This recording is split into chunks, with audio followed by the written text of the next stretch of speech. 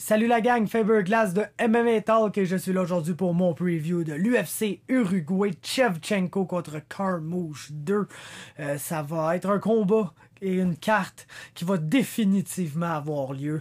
Est-ce qu'on est excité? Un peu, je vous dirais, on est probablement seulement excité pour une raison bien précise. Cependant, ce sont les débuts dans l'UFC de Cyril Gane qu'on a eu la chance de voir évoluer chez TKO au Québec avant ses débuts dans l'UFC qui sont arrivés très rapidement, on va se le dire, mais Cyril est probablement le meilleur espoir que la division des poids lourds a vu, là, tout simplement.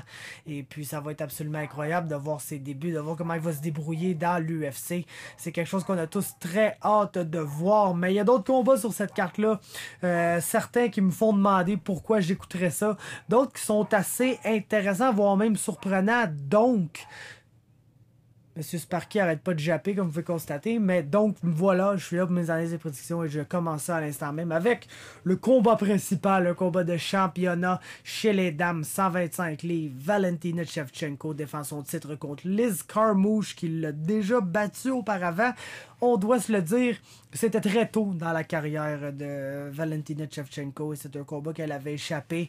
Va probablement prendre sa revanche ici, tout porte à croire. Puis ce qui a changé entre avant et maintenant, c'est qu'il faut se le dire, Valentina Shevchenko est vraiment une counter-fighter, une counter-striker dédiée. De là pourquoi il y a certains de ses combats, quand elle ne finit pas rapidement ses adversaires, qui ont été plutôt slow. C'est parce qu'elle est vraiment dédiée à ne pas l'aider, à laisser son adversaire lancer, et puis elle lance en retour.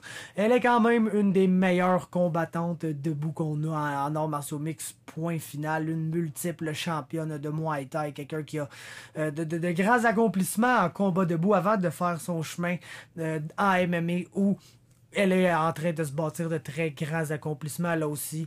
Elle est probablement au stade où on se parle pound for pound la deuxième meilleure combattante féminine, je vous dirais, après Amanda Nunes. Oui, il y a Chris Cyborg qui est toujours là dans la discussion puis qui fait les headlines dans les dernières semaines, mais côté technique, je crois que Valentina est une petite coche supérieure à Chris Cyborg. Et puis si les deux pesaient le même poids, j'aurais tendance à vouloir favoriser Valentina pour un match, s'il y avait, pour avoir un match-up entre les deux. Bref, tout ça pour dire, ce qui a principalement changé depuis le premier affrontement entre Carmouche et Valentina Shevchenko, c'est que Valentina est elle-même rendue une excellente grappler et quelqu'un qui, à chaque combat, va chercher des takedowns, va chercher des moments on-top control où elle est juste très bonne. Elle a du très bon ground and pound, elle a du bon ground control, elle est capable de garder ses adversaires en dessous d'elle. Pas nécessairement la personne qui passe le plus la garde, je dirais pas le mieux parce qu'on la voit pas vraiment, c'est ça. Elle est vraiment plus confortable de s'asseoir dans la garde, s'asseoir dans la demi-garde, puis aller lancer du ground and pound, essayer de faire mal à ses adversaires-là. Et puis, le fait que sa lutte offensive s'est beaucoup améliorée, ça fait que nécessairement sa lutte défensive doit s'être améliorée. Je le sais qu'il y a des combattants qui sont strictement bons offensivement et bons défensivement dans rien. C'est pas le cas de Valentina Shevchenko. C'est une fille qui a tendance à être une combattante défensive de prime et d'abord. Et puis après, quand elle s'assure que il n'y a pas de risque à prendre, elle agit. De là pourquoi j'ai dit auparavant, il y a eu quelques-uns de ces combats qui ont été plus lents. Un genre de chat bizarre dans la gorge, je pense que je l'ai eu là. Il y a certains combats qui ont été plus lents que les autres. Donc, c'est sûr qu'on favorise Valentina. Ici, ce que Liz Carmouche est quand même très bonne pour faire, c'est de forcer les combats dans des grappling matchs. On le sait, Liz Carmouche, c'est une lutteuse, c'est une fille qui veut aller pratiquer le combat au sol, le jujitsu, la lutte. Et puis, elle est très bonne pour juste réussir à fermer la distance, aller dans le clinch et puis travailler jusqu'à temps que ces transitions de lutte idéales se réalisent et puis qu'elle soit en mesure d'inciter son adversaire complètement dans un grappling match. Un peu comme Gerald Meerschaert l'a fait en fin de semaine dernière avec Trevin Giles qui arrivait probablement pas là pour disputer un grappling match contre le meilleur grappler. Cependant, il a été forcé dans ce genre de match-là. Est-ce que Liz Carmouche va être en mesure de forcer Valentina dans ce genre de match-là, un peu comme elle l'avait fait la première fois qu'ils s'étaient affrontés? Je ne crois pas. Écoutez, Valentina dans le clinch est très très très confortable. D'après moi, c'est là que Liz Carmouche va vouloir travailler la majorité de ses takedowns de thème parce que Valentina ne donne pas beaucoup d'ouverture, comme je l'ai dit. Donc, n'est pas quelqu'un que tu peux vraiment la forcer à se commettre puis shooter en passant en dessous d'un strike puis la takedown en open air, comme on dit. Donc, d'après moi, Carmouche n'aura pas le choix d'aller contre la cage, n'aura pas le choix d'essayer de travailler ces takedowns-là, ces takedowns qui vont être primordiales pour gagner parce qu'on s'entend, si elle est debout contre Valentina, va probablement se faire très très mal. Dans le clinch, oui, Carmouche est une bonne lutteuse. Oui, elle a une habilité spéciale de réussir ces genres de transitions-là pour réussir à amener le combat dans la sphère où elle veut le disputer. Cependant, j'ai l'impression que contre Valentina, elle va juste manger beaucoup de coups de genoux, va manger beaucoup de coups de coude et oui, va peut-être réussir dans le combat quelques amenés au sol, mais Valentina se relève généralement bien, beaucoup mieux qu'avant. Elle est difficile à takedown aussi, bonne defensive wrestler, c'est une combattante qui est très apte dans tout ce qui est l'aspect défensif du combat et je pense juste que ça va être une mauvaise soirée de travail là, pour Liz Carmouche. Elle est très tough cependant, on se le cachera pas, on ne l'a jamais vu se faire finir à bord 2 fois par soumission puis contre certaines des meilleurs submission artists qu'on a vu, genre Ronda Rousey. Donc, je compterais pas vraiment sur Valentina pour soumettre Liz Carmouche. Elle ne s'est jamais fait passer de KO debout, ça pourrait être la première fois de sa vie, mais j'ai tendance à y aller avec Valentina par décision dans ce combat-là. Co-main event de la soirée. Ça, c'est direct dans la catégorie agréable surprise parce que je ne savais pas que ce combat-là avait lieu sur cette carte-là. Et ça va vraiment être excellent. C'est probablement le combat que j'attends le plus de la soirée. En termes de match-up compétitif, c'est sûr que le combat que j'attends le plus, c'est Cyril Gane. J'ai très hâte de voir ce qu'il va faire. On va en parler dans quelques instants. Mais le combat compétitif, le match-up, le action fight que je pense qu'il va le plus livrer la marchandise sur cette carte-là, c'est le co-main event. Et c'est Vicente Luque contre Mike Perry. Et autant, je me dois de favoriser Vicente Luque dans ce combat-là, juste parce que c'est un combattant beaucoup plus technique que Mike Perry. En combat debout, là où ça va probablement se passer, entre vous et moi, je pense pas qu'il y ait aucun des deux combattants qui shoot nécessairement sur l'autre. Si Mike Perry shoot sur Vicente Luque, il va se faire front choker, là, genre en anaconda, en Darce ou en quelque chose comme ça. Donc j'éviterais ça. Mike Perry n'est juste pas vraiment un bon grappler non plus. Donc, il est vraiment le gars qui veut le stand and bang. C'est principalement ça sa force. Et puis, je crois que c'est ça. On n'a pas le choix de favoriser Luque, mais c'est tellement le duel le plus dangereux pour Vicente Luque parce que Mike Perry n'est pas le plus technique, mais frappe très fort et impossible à finir et est là pendant 15 minutes. Et puis, Vicente Luque, on l'a vu contre Bryan Barberena, avoir un excellent combat. Puis oui, c'est un des candidats pour le combat de l'année présentement, même si c'était juste un combat de 3 rounds. Mais c'est quand même un duel qui est difficile dans le sens que Mike Perry va sans aucun doute, comme Barberena a réussi à le faire, toucher Vicente Luque et passer proche de le finir parce que Vicente, oui, a un très bon menton, une très bonne idée de quand il vient se faire mal, il faut qu'il essaie de regroup et puis ça fait de lui aussi un combattant très difficile à finir, mais contre Bryan Barberena, on l'a vu se faire mal plus que Bryan Barberena s'est fait faire mal dans ce combat-là et puis on le sait que Bryan Barberena est super tough, est un autre gars qui est très très très difficile à finir, mais je pense que c'est un peu le même genre de match-up ici pour Vicente Luque face à Mike Perry. Que d'avoir un gars qui va être là pendant 15 minutes à te lancer des bombes puis qui va nécessairement lui faire mal à quelques reprises dans le combat. Donc oui, il y a des chances que Mike Perry réussisse à sortir quelque chose de son chapeau et finir Vicente Luque par KO dans ce combat-là. C'est pas quelque chose qui me surprendrait, mais en termes d'analyse, Vicente Luque est juste beaucoup plus technique que lui partout. Et lui aussi un combattant très puissant qui va probablement faire très mal à Mike Perry. Donc, fireworks assured dans ce combat-là, j'ai Vicente Luque par décision. On passe de là à une agréable surprise à le genre de combat qui me fait demander pourquoi j'écouterais ça. Et c'est chez les 145 livres. Eduardo Garagori affronte Humberto Bandone. Et puis pourquoi? C'est vraiment ma seule question ici. Pourquoi ça va arriver ce combat-là? Je veux juste regarder là, le chum Eduardo. Je pense potentiellement qu'il vient de l'Uruguay. Donc, ça pourrait être drôlement... Ouais, c'est ça, exactement. Eduardo Garagori est donc un combattant de l'Uruguay. C'est pour ça qu'il est si haut sur la carte. Il n'y a absolument personne qui veut voir ça. Écoute, j'ai regardé un peu de footage sur lui. Ça a l'air d'être un combattant qui ne lance pas vraiment debout. Il est là, puis il bounce, puis il feinte beaucoup, mais on dirait que les coups n'arrivent pas. Et puis la majorité des combats que je l'ai vu remporter, en fait, tous ces combats-là, il était invaincu, mais c'est au sol, c'est avec des soumissions. Cependant, il y a comme pas vraiment de takedown game. D'un n'essaye pas nécessairement des takedowns. Il a vraiment l'air du combattant qui veut garder le combat debout jusqu'à temps que son adversaire essaie de le grapple. Puis il empêche chaque ration de takedown puis finit sur le top. Ou il réussit à s'accrocher puis se retrouve dans sa garde puis il lance des triangles jusqu'à temps qu'il trouve un sweep. Mais c'est semble être un meilleur submission fighter, un meilleur grappler que striker, mais il semble être décidé à vouloir garder ça sur les pieds. Humberto Bandoni aussi, absolument, préfère striker, je vous dirais, dans ses combats, bien que lui aussi est comme très peu remarquable comme combattant. Là, on est vraiment en train de parler du bottom of the barrel, du niveau UFC, même que j'aurais tendance à dire que Humberto Bandoni n'est pas nécessairement UFC level après ce qu'on a vu. C'est fait battre facilement par Austin Arnett, c'est fait battre par pas mal de gars. Le gars, il devait affronter Volkanovski une fois. Je checkais sur Tapology tantôt. Une chance pour lui que c'est pas arrivé parce que c'est probablement fait tuer dans ce combat-là. Il a juste, oui, il a perdu par slam KO contre Benitez qui se bat direct. Il se bat sur cette carte-là, non. Je suis mêlé parce que je m'en vais en vacances, donc j'ai analysé celle-là et l'UFC 241 en même temps.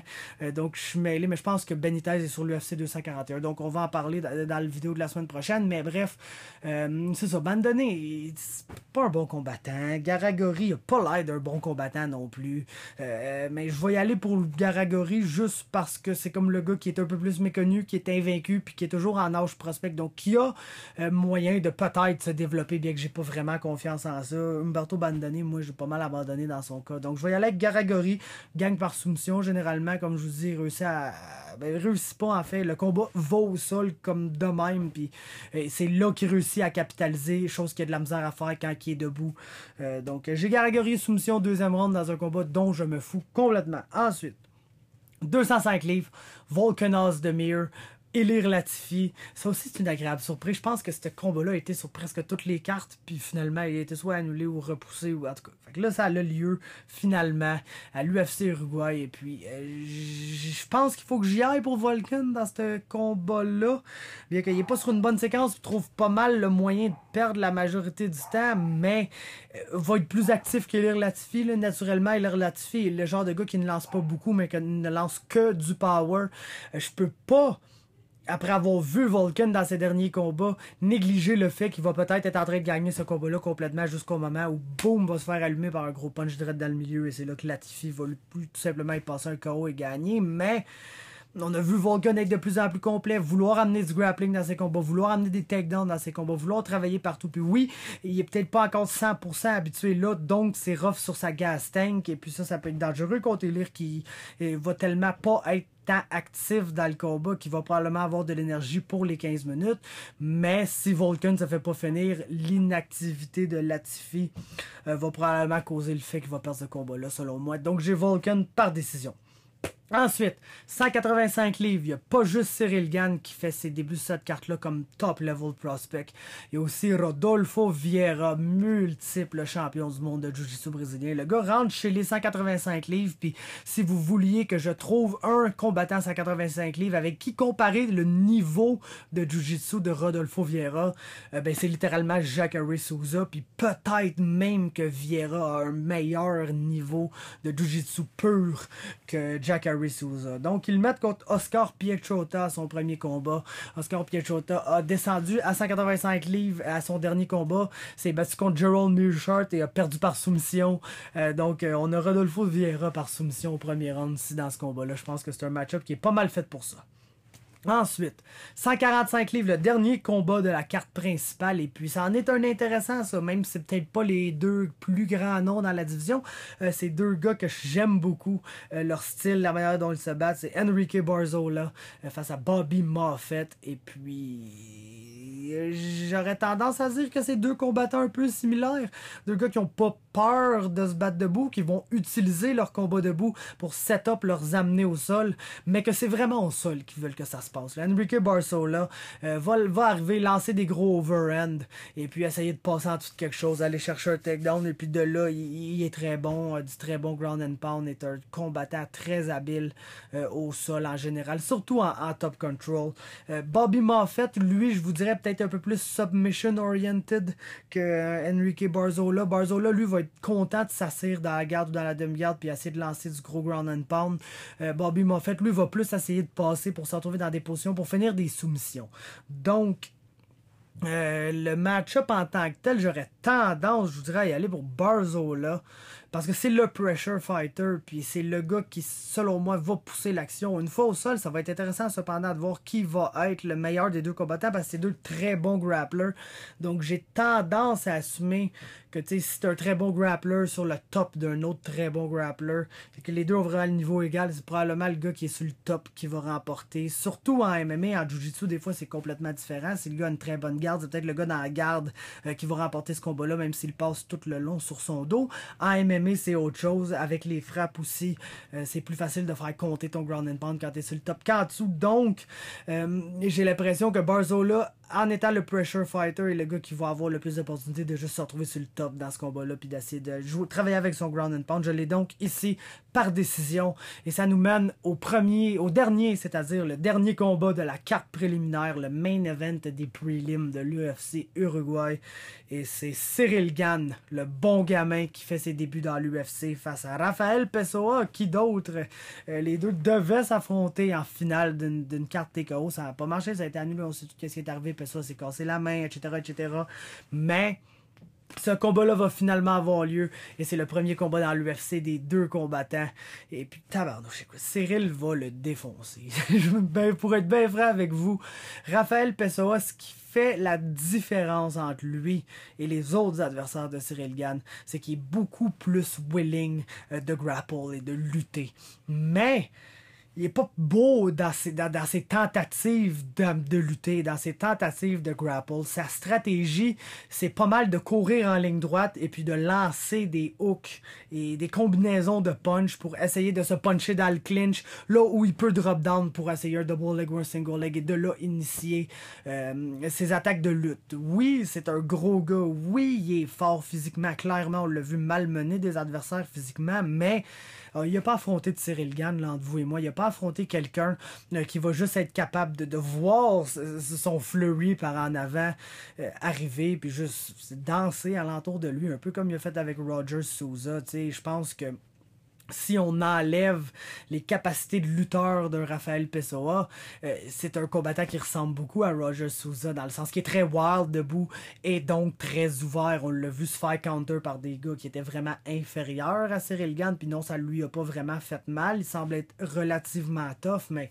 on va voir comment tough qui est, hein, parce que selon moi, Adam Daichka est un des combattants les plus tough que j'ai vu, un des heavyweights qui encaisse le plus, que jamais rien qu'il reçoit ne lui fait vraiment mal, puis même lui il a pas vraiment été capable de répondre à la cloche, il s'est fait finir juste avant la fin du round. Donc si Adam était capable de rester debout pendant 2 rounds avec Ciryl, je vois mal comment quelqu'un comme Rafael Pessoa ferait mieux que ça.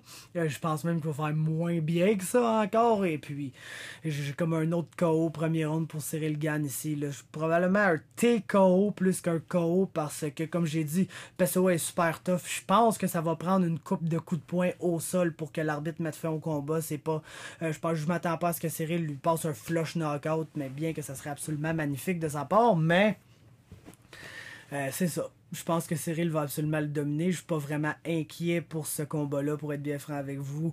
Je sais que Ciryl travaille énormément aussi sur sa lutte puis sur son grappling. C'est principalement là-dessus, qui travaille dans le gym à chaque jour. Oui, continue à garder son striking allumé, faire des pads, faire du sac, faire des choses comme ça, mais je pense pas que c'est cette partie-là de sa game qui est en grande évolution présentement. Je pense que là où il apprend de nouvelles techniques à tous les jours, là où il apprend de nouvelles choses à faire à tous les jours, c'est au niveau de la lutte, c'est au niveau du jiu-jitsu brésilien. Et puis je pense que Cyril, avec l'athlète qu'il est, la manière dont il bouge chez les poids lourds, c'est du jamais vu, littéralement. Et puis ce gars-là est juste un talent autre. Je pense qu'il va avoir la chance de nous le démontrer encore une fois dans ce combat-là. Donc Cyril TKO premier round. Je pense que Pessoa va courir après lui puis va avoir une très très mauvaise surprise quand Cyril va encore une fois nous apprendre une nouvelle danse en pétant la gueule à son adversaire dans la cage. Ensuite, 115 livres, Tisha Torres affronte Marina Rodriguez, qui est une combattante que j'aime beaucoup, je vous le cacherai pas. Elle est très excitante, c'est une fille qui a un très beau style de genre de sprawl and brawl, peut-être un peu plus calculé que le sprawl and brawl de Chuck Liddell dans le temps, mais c'est quand même ça, c'est quelqu'un que si tu l'amènes dans le clinch pour essayer de la takedown, va te faire payer avec des coups de genoux, avec des coups de coude. C'est une très bonne combattante de Muay Thai qui gère quand même bien sa distance et puis qui... Et puis qui est bonne justement pour timer, tabarnouche ça a été long, mais pour timer son adversaire assez rapidement, gère bien sa distance, et puis quand elle semble avoir lu les attaques, là, va se permettre de rentrer dans la pocket. On l'a vu très bien défendre les amener au sol, puis je pense que c'est pour ça que j'ai comme pas le choix de la favoriser ici sur Tisha Torres, parce que Torres va être beaucoup plus petite, un peu comme Jessica Aguilar qui s'est faite péter la gueule, là, mais péter la gueule par Marina Rodriguez, ça n'était même pas drôle. Et puis, c'est sûr qu'au niveau du grappling, on a vu littéralement Aguilar lui passer une clé de bras là, dans ce combat-là. Elle a juste pas tapé, puis elle a réussi à s'en sortir. Mais au niveau du grappling, du submission grappling, il y a du chemin à faire. Cependant, Torres, autant elle est forte physiquement pour sa grandeur, est une des plus petites 115 livres dans l'UFC. Puis je pense que la différence de grosseur, ça va juste rendre ça assez difficile pour Tisha Torres de gagner dans le clinch puis d'aller chercher des takedowns, ce dont elle aura absolument besoin pour vaincre Marina Rodriguez, qui est quelqu'un, je vous dirais que oui, elle est bonne debout, mais je pense qu'elle est encore meilleure pour défendre des takedowns contre la cage et puis lander du dommage dans ces positions-là du clinch que dans son combat debout, qui est bon, qui est sa force, qui est la chose qu'elle veut faire principalement dans ses combats. Mais moi, je suis vraiment impressionné par sa takedown defense, puis je pense que c'est ça qui me force à la favoriser dans ce combat-là face à Tisha Torres, puis ainsi devenir probablement une top 15, voire une top 10 fighter à 115 livres. Ensuite, 125 livres, Rogerio Bontorin contre Rolian Paiva. Ça va être très bon. Je me rappelle même plus qui Rogerio Bontorin a affronté à son premier combat. Et puis, pourtant, je viens de le regarder le 10 minutes. Même pas. Je vais retourner me rafraîchir la mémoire ici. C'est contre, exactement, Magomed Bibulatov. Puis il a été très, très, très impressionnant dans ce combat-là. Autant avec son striking, autant avec son grappling, de la manière qui a empêché Magomed Bibulatov de vraiment lutter avec succès dans ce combat-là. Puis quand il y a eu des opportunités de se retrouver dans le grappling, je dirais que Bontorin a quand même eu de bons moments contre un grappler qui était reconnu comme étant supérieur que lui. Mais je pense que Rolian Paiva n'est pas vraiment le même genre de défi, et plus un combattant qui est assez grand pour flyweight, va vouloir garder sa reach, garder Bontorin au bout de ses mains et puis l'empêcher de pouvoir le frapper, puis juste le frapper. Technique assez simple, mais je pense juste que Rogerio Bontorin est un très bon flyweight, est un gars de la trempe, pas encore peut-être rendu au stade d'évolution d'être un produit fini, complet, comme un Davison Figueiredo ou comme un Alexandre Pantoja, mais je pense que c'est dans la même veine de combattant. Là. Un très bon striker puissant, flyweight, qui est capable de travailler en puissance, qui est capable de travailler en volume, puis qui est capable de lutter puis de défendre des amener au sol et des choses comme ça si il y en est forcé. Je pense que il y a plus d'outils que Rolian Paiva. Je pense que s'il décide d'initier le combat au sol dans ce combat-là contre Rolian Paiva, ça va encore être une victoire plus décisive que je m'attends. Donc, j'ai Rogerio Bontorin ici par décision. Ça nous mène un combat chez les 135 livres. Puis là, c'est là que ça commence à prendre une drop. Là, il y a un très très bon combat qui reste, mais le reste, c'est un peu BS. Geraldo de Freitas affronte Chris Gutiérrez. J'ai Chris Gutiérrez dans ce combat-là. On l'a vu être juste un combattant plus complet, puis être un gars qui assez rasé à la décision dans sa vie. Puis pourtant, tu sais, de Freitas, c'est 12-4, a de l'expérience, mais on dirait que c'est comme pas de l'énorme expérience. Son seul combat dans l'UFC, c'est contre Felipe Colares qui vient de gagner contre Domingo Pilarte, même si je sais pas si j'étais d'accord avec cette décision-là. Mais non, c'est ça, de Freitas, je pense je le trouvais pas bien bon avant qu'il arrive.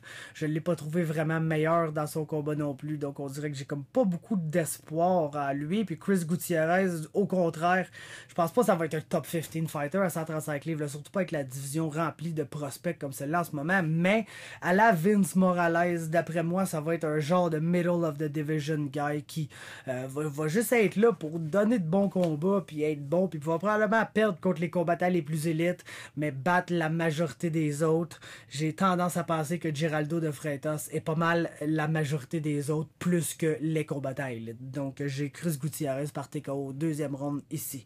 Ensuite, Rodrigo Vargas affronte Alex da Silva, un prospect que j'aime beaucoup, ça, du Astro Fight Team, un malade mental, quelqu'un qui est complètement fou dans tout ce qu'il fait, qui ne regarde absolument pas sa gas tank, qui va probablement, si ça sera en troisième round, être le gars le plus gazé sur toute la carte, mais c'est un bon combattant, il est fait long, il est agressif, il est le fun à voir, même quand il perd, et puis je trouve qu'il faisait tellement bien contre Alexander Yakovlev, réussissait même à lutter un peu avec le Russe, qu'on se disait, hey, tu sais, s'il faut qu'il lutte avec Yakovlev, c'est là qu'il va perdre ce combat-là. Et puis, comme s'est fait entraîner dans ce genre de match-là, puis un moment donné, ça a fini par coûter sa perte, mais jusqu'au moment où il s'est fait soumettre par guillotine, je trouve qu'il était en contrôle de ce combat-là, puis qu'il était en train de montrer une très belle performance. Donc, naturellement, je suis confiant pour lui dans ce combat-là, face à Rodrigo Vargas, qui est un Mexicain qui fera ses débuts dans l'UFC sur cette carte-là.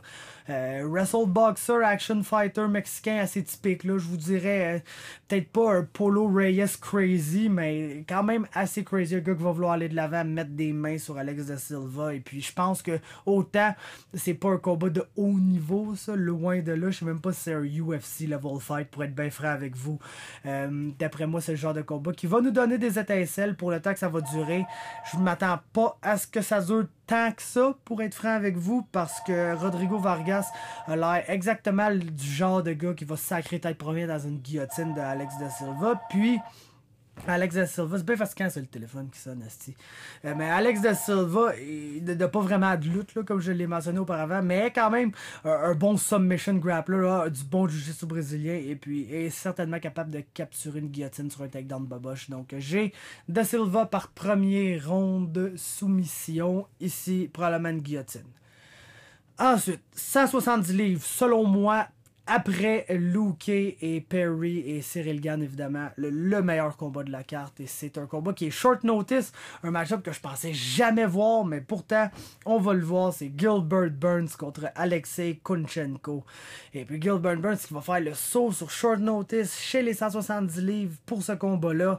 Je pense que ça va jouer contre lui, probablement.